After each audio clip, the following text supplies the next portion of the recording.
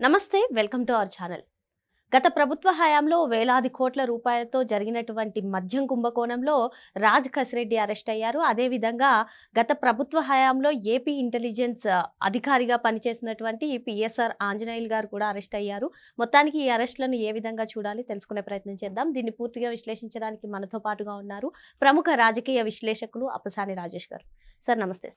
మొత్తానికి రాజ్ కసిరెడ్డి అరెస్ట్ అయ్యారు sir liquor స్కామ్లో. అదేవిధంగా ఏపీ ఇంటెలిజెన్స్ మాజీ చీఫ్గా పనిచేసినటువంటి పిఎస్ఆర్ ఆంజనేయులు గారు కూడా అరెస్ట్ అయ్యారు. మరి వీరిద్దరూ కూడా గత ప్రభుత్వ హయాంలో ఏ విధంగా ప్రభుత్వ పెద్దలకు వత్తాసు పలుకుతూ పనిచేశారో మనం అందరూ కూడా చూసాం. మరి ఈ రెండు అరెస్టులను ఏ విధంగా చూడవచ్చు అంటారు? వాస్తవంగా రాజ్ కసిరెడ్డి జగన్మోహన్ రెడ్డి గారి పాలన హయాంలో ఐటీ అడ్వైజర్గా నియామకం చేయబట్టబడ్డాడు. ఐటీ అడ్వైజర్గా 5 సంవత్సరాల జగన్మోహన్ రెడ్డి గారి పరిపాలన హయాంలో జగన్మోహన్ రెడ్డి గారి ప్రభుత్వం ద్వారా ఎన్ని ఐటీ కంపెనీలు ఎస్టాబ్లిష్ చేయించడంలో ఇతని ప్రమేయం ఉందనేది మనం గణాంకాల కళ్ళ ముందు కనిపిస్తూ ఉన్నాయి. ఎందుకంటే 2019కి ముందు గ్రౌండింగ్ అయిన చాలా కంపెనీలు కూడా 2019 తర్వాత రాష్ట్రాన్ని వదిలి వెళ్ళిపోయినాయి వెనక్కి. రాష్ట్ర విభజన జరిగింది.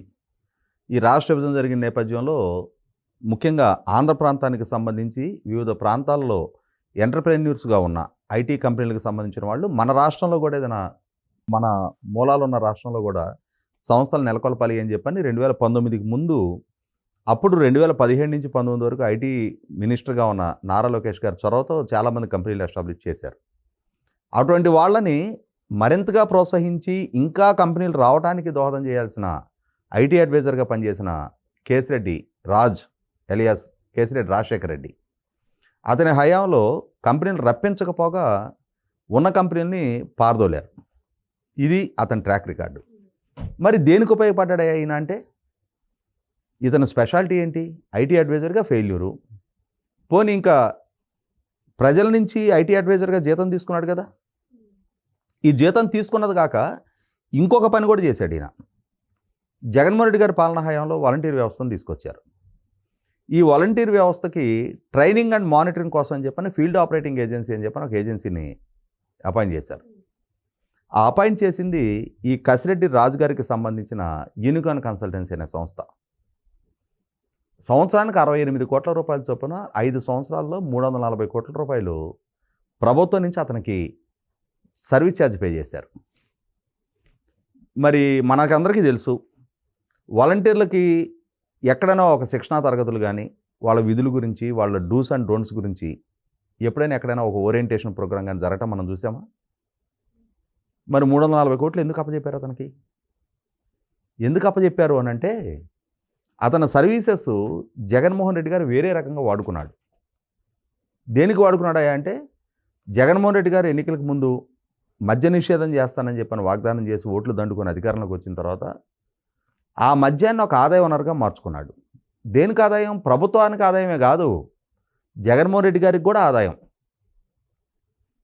సహజంగా ఇవాళ అన్ని ప్రభుత్వాలు ఏంటంటే మద్య నిషేధం చేయటానికి వెనకడిగేసేది మద్యం ద్వారా ప్రభుత్వానికి సమకూరే ట్యాక్స్ రెవెన్యూస్ని దృష్టిలో పెట్టుకొని ఈ ఆదాయాన్ని కోల్పోయినప్పుడు ప్రభుత్వ పరంగా బడ్జెటరీ కన్స్ట్రెయిన్స్ ఎదురవుతాయి కాబట్టి వెల్ఫేరు చేయడానికి ఆస్కారం ఉండదనే ఉద్దేశంతో, సంక్షేమాన్ని కొనసాగించడానికి ఆస్కారం ఉండదనే ఉద్దేశంతో మద్య నిషేధం చెయ్యాలని మనసులో ఉన్నా కూడా చేయలేకపోతారు. కానీ జగన్మోహన్ రెడ్డి గారు మాత్రం ప్రభుత్వ ఆదాయం కన్నా కూడా ప్రభుత్వ ఆదాయానికి గండి కొట్టి మరి తన సొంత ఆదాయ వనరుగా మార్చుకున్నాడు మద్యాన్ని. ఆయన అధికారంలోకి వచ్చిన తర్వాత ఎన్ని కోణాలు అందులో మిళితమై ఉన్నాయంటే ఇప్పుడు ఆ జగన్మోహన్ రెడ్డి గారు 5 సంవత్సరాల మద్యం పాలసీ వెనక జరిగిన లోటుపాట్లు గురించి మాట్లాడుకుంటే మొట్టమొదట 2019 నవంబర్లో కొత్త మద్యం పాలసీని తీసుకొచ్చారు. ఆ మద్యం పాలసీ ఏంటి? అప్పటి వరకు ప్రైవేటు వ్యక్తుల చేతిలో వైన్ షాప్స్ ఉండేవి. ఆ విధానాన్ని రద్దు చేసి ప్రభుత్వమే రీటైల్ అమ్మకాలు కూడా నిర్వహిస్తుంది. రాష్ట్ర వ్యాప్తంగా షాపులు ప్రభుత్వ ఆధ్వర్యంలోనే కొనసాగుతాయి. అందులో ప్రభుత్వ ఉద్యోగులు పనిచేస్తారు. ప్రభుత్వం తరఫున వాళ్ళు సేల్స్ బాయ్స్గా ఉంటారు. డైరెక్ట్గా ప్రభుత్వం నుంచి బ్రోవరేజెస్ కార్పొరేషన్ ద్వారా స్టాక్ వెళ్తుంది. ఆ స్టాక్ని ప్రభుత్వోద్యోగులుగా ఉన్న వ్యక్తులు సేల్స్ బాయ్స్గా వాళ్ళు అమ్మి ఆ డబ్బును ప్రభుత్వానికి జమ చేస్తారు అని చెప్పని. ఇక్కడ ప్రైవేట్ ప్లేయర్లు పనే లేదు. ఇటువంటి విధానాన్ని తీసుకొచ్చి ఏం చేశారంటే రాష్ట్రంలోకి 22 డిస్టిలరీస్ ఉన్నాయి. ఆ డిస్టిలరీస్ మొత్తాన్ని కూడా వైసీపీ నాయకులు హస్తగతం చేసుకున్నారు. ఆ యాజమాన్యాన్ని బెదిరించి మీరు మాకు లీజ్ ప్రాతిపదిక మీద ఇచ్చేయాలి అని చెప్పని వాటిని వీళ్ళు టేక్ ఓవర్ చేసి, వీళ్ళు కొత్తగా కంపెనీలు రిజిస్టర్ చేసి, వీళ్ళు కొత్త కొత్త బ్రాండ్లు ఇన్వెంట్ చేసి, వీళ్ళ బ్రాండ్లే బ్రోవరేజెస్ కార్పొరేషన్ కొనుగోలు చేస్తుంది. ఆ కొనుగోలు చేసిన బ్రాండ్లని ప్రభుత్వ వైన్ షాపుల్లో పెట్టి అమ్ముతారు. జనరల్గా డబ్బులు ఇచ్చి కొనుక్కునేవాడికి ఆప్షన్ ఉంటుంది, ఏ బ్రాండ్ కొనుక్కోవాలి అనేది వాడిష్టం. కానీ ఇక్కడ ఏం చేశారు, వీళ్ళు అమ్మేవే అక్కడ చలమణిలో ఉంటాయి. కస్టమర్ రిక్వైర్మెంట్ ప్రకారం వీళ్ళు స్టాక్ మెయింటైన్ చేయరు. వీళ్ళు ఏ ఉత్పత్తులు అయితే తయారు చేస్తున్నారో ఆ ఉత్పత్తులు మాత్రమే అందుబాటులో ఉంచుతారు. దాంతో కాంట్రబట్టి సిచ్యుయేషన్లో వీళ్ళు ఏ ప్రోడక్ట్ అయితే సేల్స్కి పెడితే ఆ ప్రోడక్టే కొనుక్కుంటా ఉన్నారు. దాంట్లో ఒకటి క్వాలిటీ విషయంలో రాజీ పడ్డారు. ఆ రాజీ పడ్డ పర్యవసానం 2014-19 నాటితో కంపేర్ చేస్తే 2019-24 మధ్య అంటే లిక్కరు వదిలించుకోవాలి అని చెప్పని రీహాబిలిటేషన్ సెంటర్స్కి వచ్చే వాళ్ళ సంఖ్య పెరిగిపోయింది. అలాగే లివర్ అండ్ కిడ్నీ సమస్యలు విపరీతంగా పెరిగిపోయినాయి. కార్డియాక్ అరెస్ట్ తోటి చాలామంది పనిచేసే ఏజ్ గ్రూప్లో ఉన్న యువత చనిపోయారు. అలాగే జగన్మోహన్ రెడ్డి గారి ప్రభుత్వం ఆల్ ఆఫ్ సడన్ 70% రేట్లు హైక్ చేసేటప్పటికి నాటుసారాకి ఎడిక్ట్ అయ్యి జంగారెడ్డిగూడెం ఒక్క దగ్గరే 26 మంది చనిపోయారు నాటుసారా వికటించి. అంటే జగన్మోహన్ రెడ్డి గారు ఏం చేశారు, వాళ్ళ నాయకుల ద్వారా డిస్టిలరీస్ వాళ్ళకి హ్యాండ్ ఓవర్ చేశారు. ఆ డిస్టిలరీస్ నుంచి బ్రోవరేజెస్ కార్పొరేషన్ కొనుగోలు చేసే దాంట్లో ఈ రాజ్ కాసిరెడ్డి లాంటి వాళ్ళు మీ పర్టికులర్ బ్రాండ్లు కొనుగోలు చేయడం కోసం ప్రభుత్వానికి కేసు కిందని మామూలు ఇవ్వాలి అని చెప్పని అంటే అవినీతికి తెరలేపారు. పైగా మొన్న విజయసాయిరెడ్డి గారు స్పష్టం చేసిన వివరాల ప్రకారం రాజ్ కాసిరెడ్డి, ఐఏఎస్ అధికారులు, బ్రోవరేజెస్ కార్పొరేషన్ అధికారులు, పెద్దిరెడ్డి మిథున్ రెడ్డి, డిస్టిలరీ యజమాని సజ్జల శ్రీధర్ రెడ్డి లాంటి వాళ్ళందరూ కూడా విజయసాయిరెడ్డి గారి ఇంట్లోనే సమావేశమై మద్యం పాలసీ గురించి చర్చించారంట. మనకి ఇది ఎక్కడో విన్నట్టుగా లేదు. ఢిల్లీ మద్యం పాలసీ తయారు చేసేటప్పుడు సౌత్ ఇండియా నుంచి వ్యాపారస్తులు వెళ్ళి మద్యం పాలసీ వ్యాపారస్తులకు అనుకూలంగా ఎలా రూపొందించాలి అని చెప్పని వీళ్ళు ఇచ్చిన సూచన మేరకే ఢిల్లీ ప్రభుత్వం కొత్త మద్యం పాలసీని తీసుకొచ్చింది అని చెప్పాను కదా, కేసు నమోదైంది అక్కడ. కొత్త మద్యం పాలసీ వ్యాపారస్తులకు అనుకూలంగా తయారు చేయడం కోసం అని కదా వీళ్ళు 100 కోట్ల రూపాయలు మామూలు ఇచ్చారు అని చెప్పని ముఖ్యమంత్రితో సహా అరెస్ట్ చేసి జైల్లో ఉంచింది.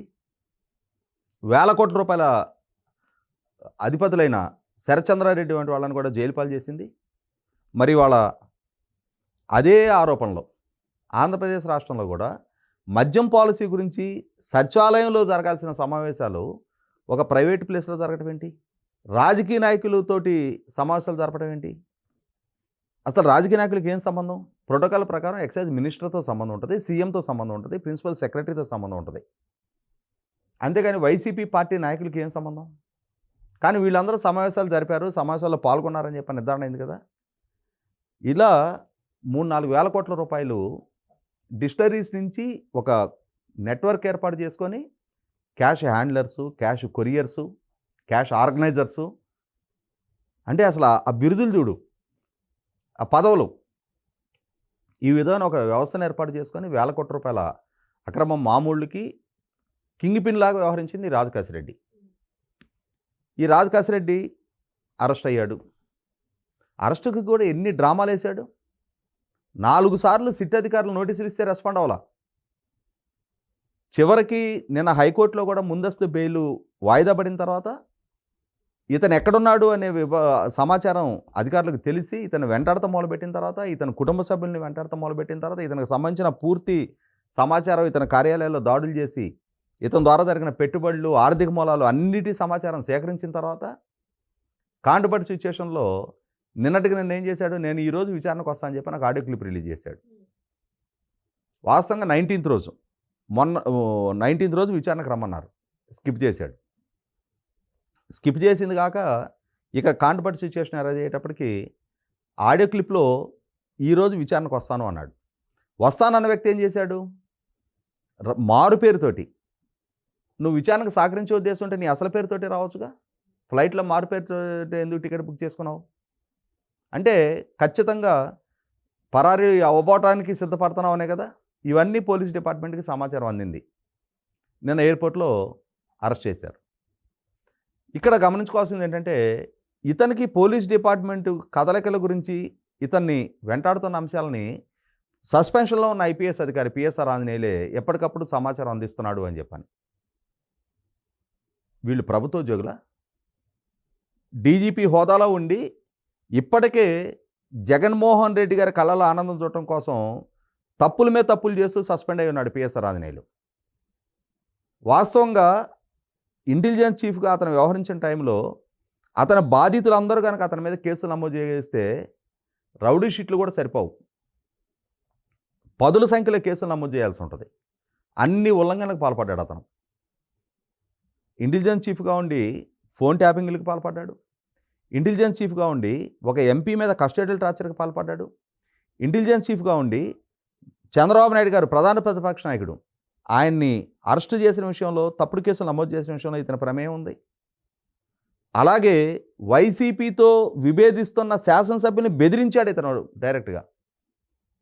నీకేం హక్కు ఉంది, అసలు నీ పాత్ర ఏంటి, వైసీపీ పార్టీ ఇంటర్నల్ అఫైర్స్ తోటి నీకేం సంబంధం?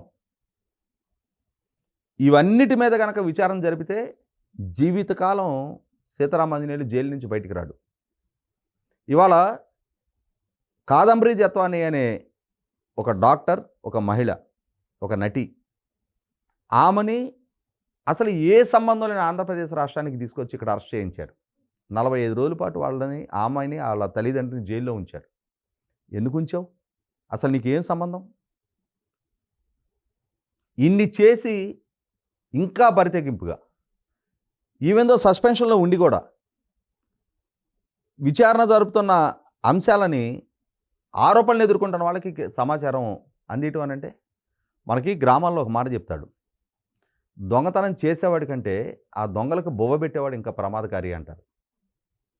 ఆ ఊర్లో దొంగతనానికి దొంగలు వస్తే కొంతమంది ఉంటారు, వాళ్ళతో సన్నిహితంగా ఉండి వాళ్ళకి మంచి భోజనం పెట్టి, పలానావాడు నిన్నే దాని మేము డబ్బులు వచ్చినాయి, పలానా వాళ్ళు వాళ్ళ ఇంట్లో అమ్మాయి పెళ్లి కోసం అని చెప్పిన బంగారం చేయించుకున్నారు, ఆ బంగారం పలానా గదిలో, పలానా బీరువాలో, పలానా అరలో ఉంటాయి అని చెప్పని ఈ సమాచారం ఇచ్చే వాళ్ళు ఉంటారు చూసావా. అసలు ప్రమాదకారి వీడు, అసలు దొంగతనం చేసేవాడి కన్నా.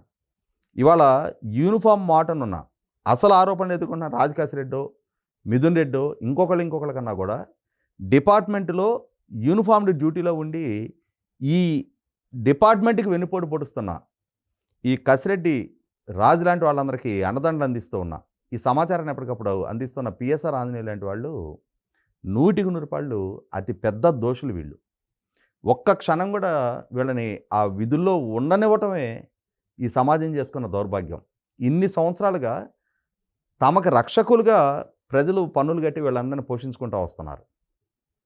ఇంత ఉన్నత విద్యాభ్యాసం చేసిండి ఐపీఎస్కి సెలెక్ట్ అయ్యి ఉండి, ఇవాళ ఐపీఎస్ అంటే వీళ్ళ ఐపీఎస్లు అని చెప్పని ఇవాళ సమాజం చేత ఏవగించుకునే పరిస్థితులకు తీసుకొచ్చారు వీళ్ళు. 100కి 100 రూపాయలు పిఎస్ఆర్ ఆంజనేయులు తీవ్రాతి తీవ్రమైన శిక్షలకి అర్హుడు. మరో అంశంతో మళ్ళీ కలుద్దాం. Thank you sir.